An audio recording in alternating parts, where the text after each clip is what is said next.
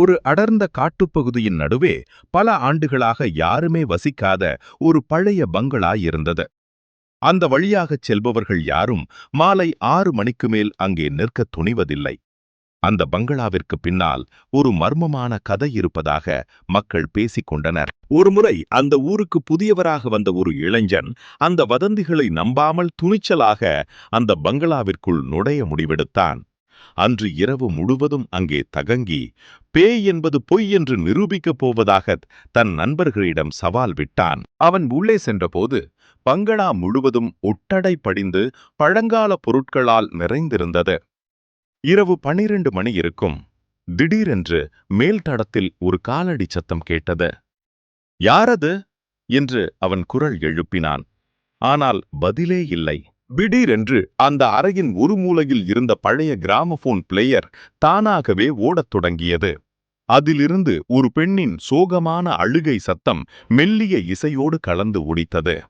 அவன் பயத்தில் பின்வாங்க முயன்றபோது பங்களாவின் அனைத்து கதவுகளும் தானாகவே படார் என்று மூடிக்கொண்டன. அவன் வைத்திருந்த டார்ச் லைட் திடீரென அணைந்தது. இருட்டில் அவனுக்கு முன்னே ஒரு உருவம் நகர்வது போல தெரிந்தது. அந்த உருவம் மெதுவாக அவனது காதுக்கு அருகில் வந்து, "இத்தனை வருஷமா எனக்காக தான் காத்துக்கிட்டு இருக்கியா?"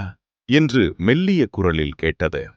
மறுநாள் காலை அந்த இளைஞனை பங்களாவிற்கு வெளியே நண்பர்கள் தேடிய போது அவன் மயங்கிய நிலையில் கிடந்தான்.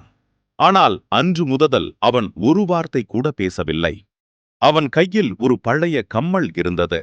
அது அந்த பங்களாவில் பல ஆண்டுகளுக்கு முன் காணாமல் போன ஒரு பெண்ணினுடையது என்று பிறகு தெரிய வந்தது. அந்த பெண்ணினுடையது என்று பிறகு தெரிய வந்தது. ஆனால் உண்மையான அதிர்ச்சி அதுவல்ல. அந்த இளைஞன் குணமடைந்த பிறகு ஒரு நாள் அவனது நண்பன் கேட்டார், "அன்று இரவு அந்த பங்களாவில் நீ பார்த்தது அந்த பெண்ணின் பேயைத்தானே?" என்று. அதற்கு அந்த இளைஞன் நடுங்கும் குரலில் சொன்னார், "இல்லை, நான் பார்த்தது அந்த பெண்ணை அல்ல. அந்த அறையில் இருந்த ஒரு பெரிய கண்ணாடியில் என் உருவத்தை பார்த்தேன். ஆனால் கண்ணாடியில் இருந்த என் உருவம் மட்டும் என்னை பார்த்து விகாரமாக சிரித்துக் கொண்டே கையில் அந்த பழைய கம்மலை வைத்திருந்தது.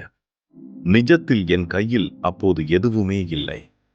அவன் இதை சொல்லிக் கொண்டிருக்கும் போதே அவனது நண்பன் தற்செயலாக அந்த இளைஞனின் கையை பார்த்தான்.